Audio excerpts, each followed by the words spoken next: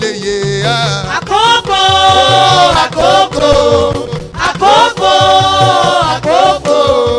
Àkókò ọ̀rọ̀ náà mà ti dé o. Ará ilé èrò ọ̀nà tètè máa bọ̀. Wá gbọ́rọ̀ ìyè kó lè yé. Everything called recession will never be your portion in the name of Jesus. Àkókò ọ̀rọ̀ náà mà ti dé o. Ará ilé èrò But you are a liar. I will pull you down. Shall be well with you. Á dára fún yín.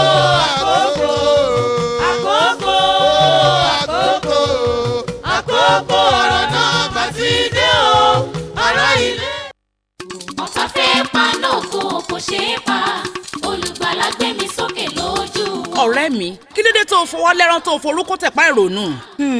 Ṣé kò tó rò ni? Bíi ti bò ó. Ìwọ náà wò, kò síṣẹ́, kò sọ́kọ, kò sówó, bẹ́ẹ̀ láìsàn jẹ́ ń gbádùn. Ṣé kò jù bẹ́ẹ̀ lọ? Bẹ́ẹ̀ ni o. Ó ṣe kó gbogbo àjàgà tó ń yọ ayé rẹ lẹ́nu wá síbi ìpàdé gbogbo nìṣe. Gbogbo kíni? Gbogbo nìṣe níbi tí Olúwa sínú bàbá wa Prophet Dr. JB Kumoluyi. Ó máa wáyé ní gbogbo ọjọ́ kọkànlélógún sí ọjọ́ kẹtàlélógún lóṣooṣù. Láago 7 àárọ̀ sí aago 1 ọ̀sán lójoojúmọ́ ní The World Bible Church 1 Ganiu Muraina Close, Ajelogo Ketu, Lagos. Fún ìtọ́sọ́nà ẹ pè sórí 0803 629 7770. Ó yá nínú ìpàdé gbogbo nìṣe tó ṣe. I am that I am.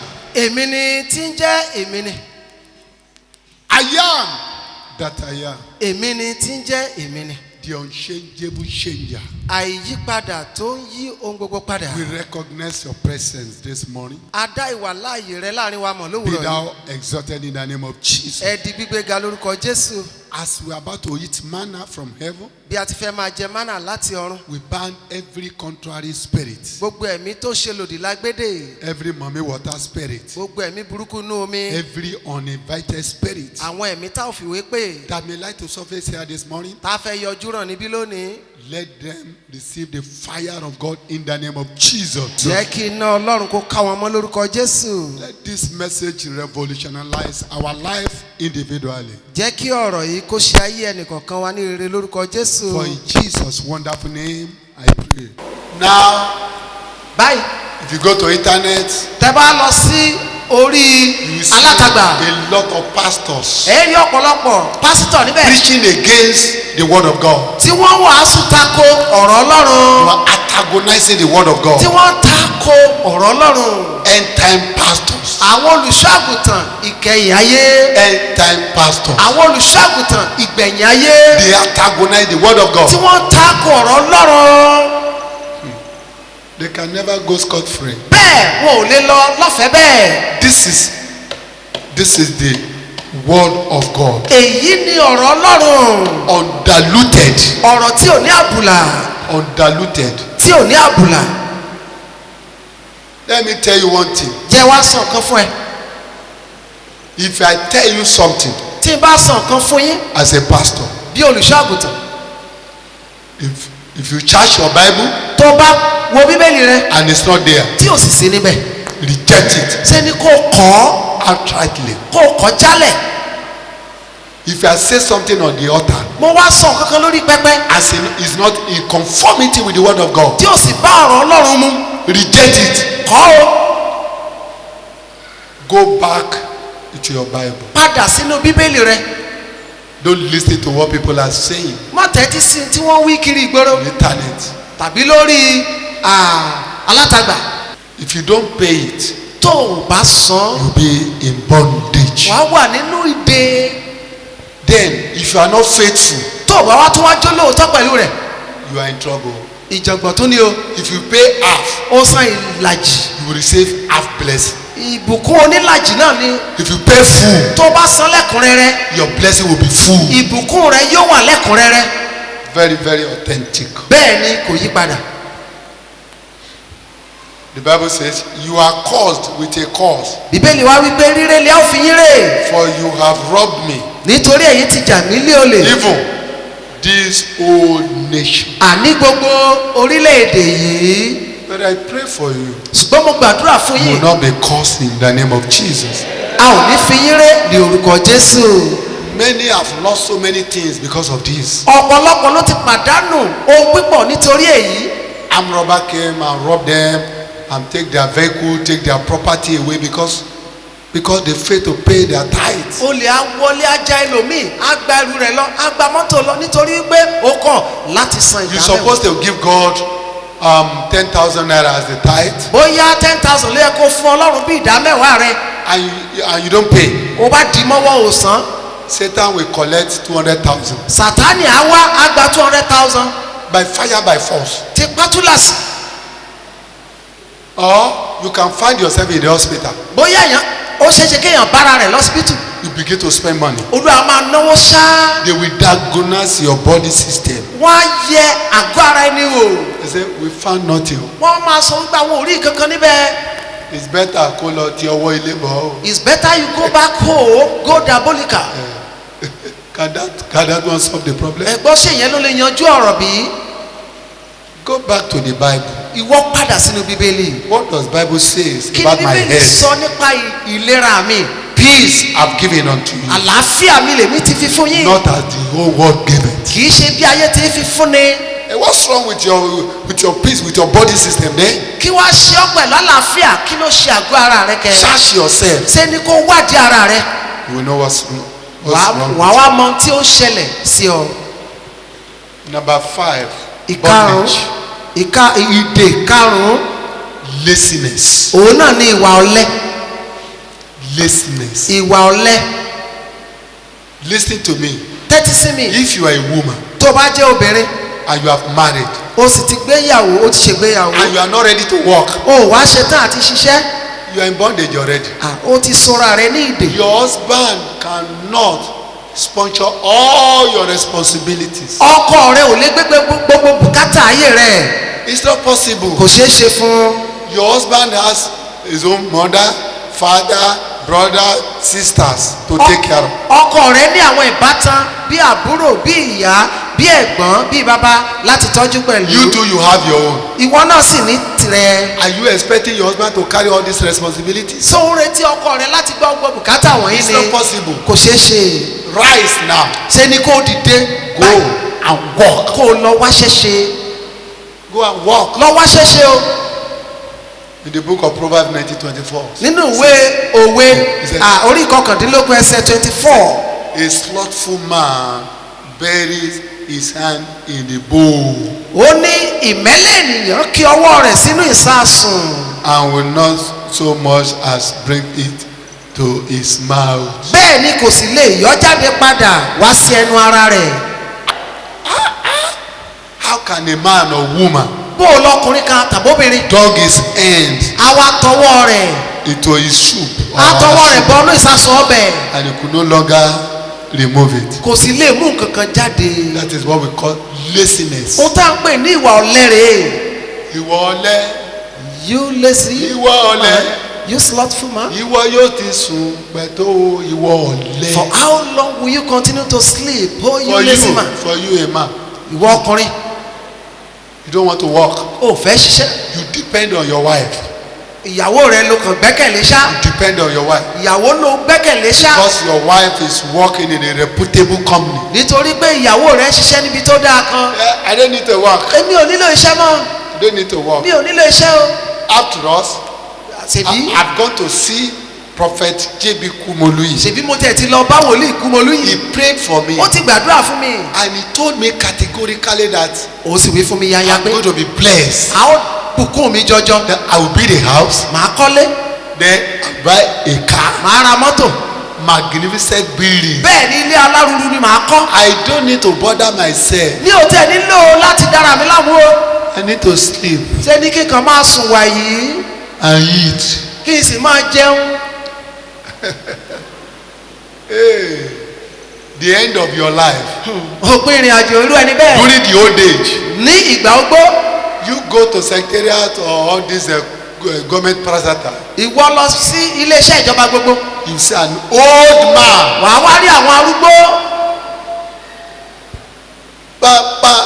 A 30-year-old boy ọmọkùnrin tí òjò gbọ́ ọdún lọ. inside his own car. ó wà nínú mọ́tò ayọ́kẹ́lẹ́ tiẹ̀. Pam pam. ó wá ń tan fèrè rẹ̀. The Baba, I'm coming. Oh. ẹ wà rí bàbá arúgbó máa tọ̀ gẹ̀gẹ́ lọ ò ń bọ̀ o. I want to open gate for you. mo fẹ́ bá ọ ṣí géètì o. You can see the difference. ẹ 30 years old boy. wò yàtọ̀ yìí ọmọ ọgbọ̀n ọdún péré. A man of 60, 65 years open gate. A 30 years old boy. tó ti wọ ọgọ́ta tó ti wọ àádọ́rin ọdún a máa ṣí géètì fún ọmọ ọgbọ̀n ọdún. Because he misused ample opportunity while he was still very young. nítorí pé ó ṣe àǹfààní ńlá tó nílò nígbà tó wà léwe. Laziness. ìwà ọ̀lẹ.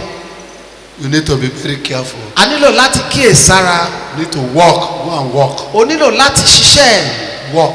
ṣiṣẹ́ o. Now, another one. òmíràn. Another band. ìdè míì. Foolishness and wasteful spending. ìwà wèrè wá síwèrè àti ìná àpà. Some people will waste their money on pool betting. ọ̀pọ̀lọpọ̀ owó wọn orí tẹ́tẹ́ náà dálé. And drunkenness. ẹlòmíì lórí ìmọ̀típara. Instead of using it to take care of their children education and their wives business. kàkà tí wọn bá fi lò ó lórí ẹ̀kọ́ fún ọmọ wọn tàbí iṣẹ́ tíyàwó wọn ń ṣe. Instead of you kàkà to give your children better education. tó o bá fi fún ọmọ ní ẹ̀kọ́ tó yè kóró. You will drink. wàá màmú yó. Until you not even know road again. o wà ní mọ̀nà lè rẹ mọ́. I will show you. má fi hàn yín. Proverbs 23:20. ìwé òwe orí kẹtàlélógún ẹsẹ̀ ìkọkànlélógún. Be not among drunkards. ẹ má ṣe wà ní àwùjọ àwọn ọ̀mùtí. Or among gluttonous eaters of meat. tàbí àwọn tí ń bara wọn jẹ́ pẹ̀lú àjẹjù oúnjẹ. Àjẹkì. àwọn alájẹkì. Àjẹkì. àwọn alájẹkì the gluttons. You only know how to eat. oúnjẹ ló mọ̀. Wasteful spending. kéèyàn máa ná náà pa. Hallelujah. hallelujah. For the drunkard and God will come to poverty and slumber will clothe themselves with rags.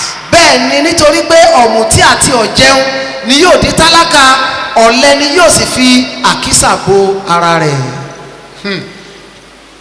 A lazy man. ọ̀lẹ A ènìyàn. lazy woman. ọ̀lẹ lóbìnrin lọ́kùnrin. Clothe himself with a rag. á fi àkísà bo ara rẹ̀ ní. At the end of your life. lópin ìrìn àjò rẹ̀. You will cry. àwa máa kéré. By the time you see some of your mates. nígbà tó wá padà rí ẹgbẹ́ rẹ̀ lọ́la. In a higher place. ní ipò tó ga. You begin to cry. irú ẹni yóò bẹ̀rẹ̀ sí sunkún. I was in a gathering of many people one day. mo wà ní àwùjọ ọ̀pọ̀ èrò ní ìgbà kan.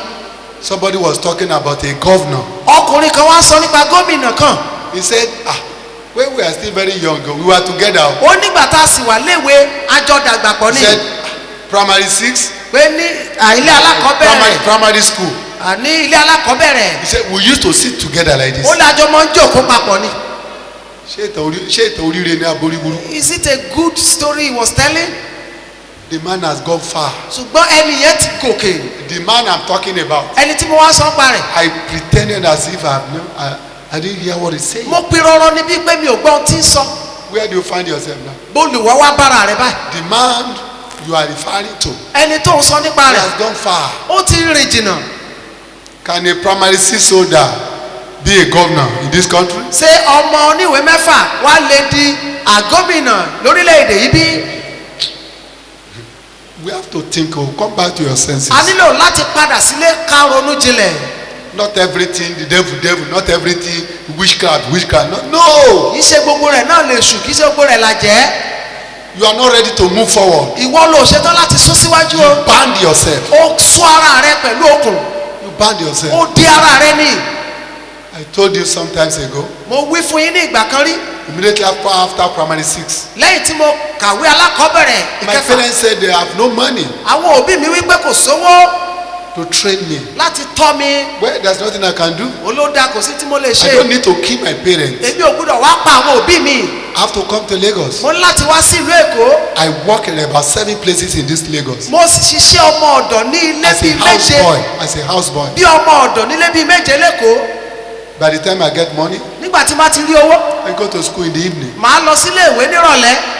That was the time of Mobolaji Johnson. ìgbà yẹn ni gómìnà Mobolaji Johnson wà Mobolaji Johnson, that's a military man. ìyẹn gómìnà jagunjagun. He make a degree ó ṣe òfin kan that wípé those who does not have opportunity to go in the morning, àwọn tí ò ní àǹfààní àti they can lọ́la go in the evening. àwọn lè lọ tìrọ̀lẹ́. That is where I was able to train myself. àwọn àǹfààní tí mo fi tọ́ra mi rè. That is how I was able to go or to further my education. bí mo ṣe lè tẹ̀síwájú nídìí ẹ̀kọ́ mi rè. Nobody gives me money, kò sẹ́ni tó fún mi lówó. and I cannot because of that kill my mi parents. sì lè torí ẹ̀ kí wọ́n pa òbí mi. And I don't even know that I can become a pastor today. mi ti ẹ̀ mọ̀ nígbà náà pé màá dìránṣẹ́ Ọlọ́run lónìí. From there I traveled to abroad to train myself more. láti bẹ̀ lọ mo tún lọ òkè òkun I láti went to another school. mo tún lọ iléèwé mi. I went to Denmark mo lọ Denmark to go and study. láti lọ kẹ́kọ̀ọ́ sí. You tied yourself down ìwọ ló sóra rẹ mọ́lẹ̀. and you are blaming your parents. ó wá ń dá àwọn òbí rẹ lẹ́bi báyìí. The money you supposed to train yourself, you use to carry women, humanizing women here and there, drinking everywhere. owó tó yẹ kó fi tọ́ra rẹ ó wá mi ó ná nínú àpá kiri ó mọtí òun kóbìnrin ká. And you said, I've been praying for a very long time. I've never succeeded. I've never done this. I've never done that. ó wá ń ṣàròyé wípé mo ti gbàdúrà títí o mo ti ṣe tán mo ti ṣe tìǹ. The prayer of the pastor is no more effective. àdúrà àwọn pásítọ̀ gan kò tiẹ̀ kò yè kóró mọ́. Who told you? lágbára. Who told you? ta ló wí bẹ́ẹ̀ fún ọ.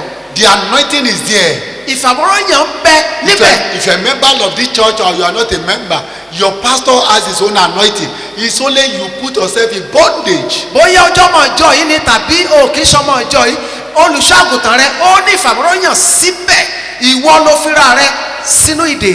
Proverbs 23:29-35 says something very powerful. ìwé òwe orí kẹtàlélógún yẹn tún sọ nǹkan tó ní agbára. 23 verse 29-35. láti 29 sí 35.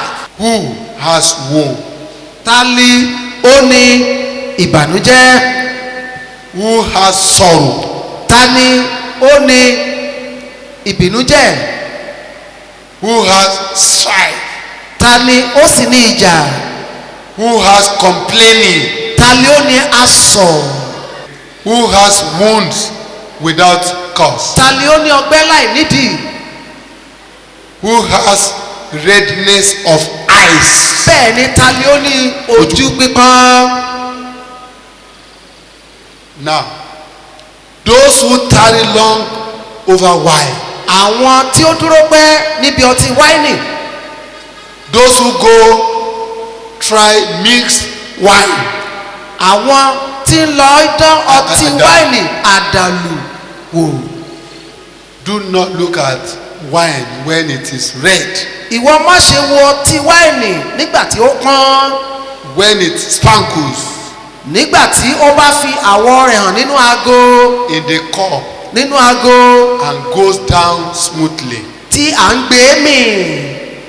In the end, it bites like a serpent and stings like a adder. níkẹyìn òun abuni sán bí ejò a sì buni jẹ bí paramọ́lẹ̀. Hello. ẹlẹ́ o Hello. ẹlẹ́. By the time you start drinking alcoholic, nígbà tó wá bẹ̀rẹ̀ sí dọ́gẹ́ ọtí it goes down easily. a máa lọ pẹ̀ṣẹ̀ lọ́nà fún. Give me more tumbler. Give me another cup. ṣèkàn kò mí sí i. It goes a down. tún lọ pẹ̀ṣẹ̀. But suddenly, ṣùgbọ́n lójijì it will strike a buni sán like snake. bí ejò. You see so irresponsible somebody. wàá rí Educated. wàá rí ẹni tó kàwé gidi. anujunu bàrà arìn hàn àtúndó ṣì alọrùn alọ gbogbo ẹ a máa tẹ̀ lólo well-educated person. bẹ́ẹ̀ ó sì kàwé púpọ̀. You turn yourself to a non-entity. ó wá sọ̀rọ̀ rẹ̀ do ní yẹ̀yẹ́. The money you supposed to use for your children owó tó yẹ kó ná lórí ọmọ. or for the expansion of your wife. tàbí fún iṣẹ́ tí ìyàwó rẹ ṣe kó fẹ́jú sí. work of your wife. iṣẹ́ ìyàwó rẹ kó fẹ́jú sí. Instead of to use the money to expand it. kàkà tó o bá fi lò ó kíṣẹ́ kó gbòòrò sí. No. Your eyes will see strange things. ojú rẹ á wá bẹ̀rẹ̀ sí rí báyìí. A máa rí ìrìkúrì. a máa bẹ̀rẹ̀ sí rí ìríkúrí. Strange things. a bẹ̀rẹ̀ sí rí ìríkúrí. Nǹkan àjèjì. ohun àjèjì. Your eyes will see strange things. bẹ́ẹ̀ ni ojú rẹ yóò máa rí àwọn ohun àjèjì. And your heart utter perverse things. bẹ́ẹ̀ ni àyà rẹ yóò sì máa sọ̀rọ̀ àyídáyídà. By the time you get to an hotel. nígbà tó o bá délé ìtura kan. Where they sell beers. àbí ibi tó ti ń tọ́tí. You see all the ladies there. wàá rà àwọn ọmọbìnrin níbẹ̀. Give me star. ẹ fún mi ní ọtí báyìí báyìí. They will give it to you. wọ́n fún. Then your heart will be diverted. bẹ́ẹ̀ ni ọkàn rẹ á ṣí kúrò. Start looking at the strange women. wàá bẹ̀rẹ̀ sí tẹjú mọ́ obìnrin àjèjì. You begin to look at them. wàá máa wò wọ́n. All the ladies there. gbogbo àwọn obìnrin tó wà níbẹ̀. You smoke. ẹ tún mu sìgá. Your heart will be diverted. ọkàn rẹ á ṣí kúrò. These are the dangerous things you must run away from. àwọn tó léwu tó gbúdọ̀ sá fún rẹ̀. He said, you will be like one who lie down in the midst of the sea. nítòótọ́ ìwọ yóò dàbí ẹni tó dùbúlẹ̀ láàrin òkun. Like one who lies on top of a mast. tàbí ẹni tó dùbúlẹ̀ lókè òpó ńlá. They struck me. They struck me. wọ́n lù mí. You will say, wàá wí pé. but I was not hurt. wàá wí pé wọ́n lù mí kò dùn mí. You see, all the ladies gbogbo àwọn ọmọbìnrin wọ̀nyí. that in that place. tí ẹjọ́ wà níbẹ̀. Where they sell stout beer and all this. tí wọ́n ti ń ta ọtí yìí. Kò sì máa fẹ́ ìyàwó mi ní ẹ. you be striking you be patting them you are my wife I will still marry you.